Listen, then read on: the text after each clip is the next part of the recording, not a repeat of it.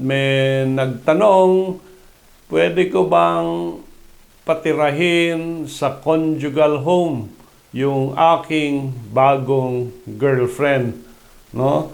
So, this is a case na siguro originally may pinakasalan itong lalaki, nagkaproblema, nagkahiwalay, along the way, nakabili ng bahay at lupa, no? At umalis yung babaeng asawa.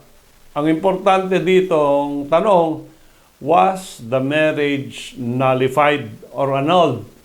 Pag hindi, then definitely hindi mo pwedeng patirahin yung girlfriend mo sa conjugal home. Yung conjugal home is owned by the conjugal spouses, husband and wife.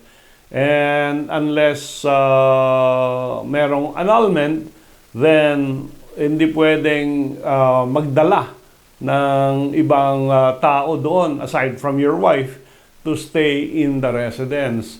So, part of the annulment process is yung paghati ng bahay. Kung yun lang ang property na meron kayo, then you will have to split the conjugal home or its proceeds. Meaning, ibenta nyo na lang, paghatian nyo yung proceeds, yung pera na napagbentahan ng bahay.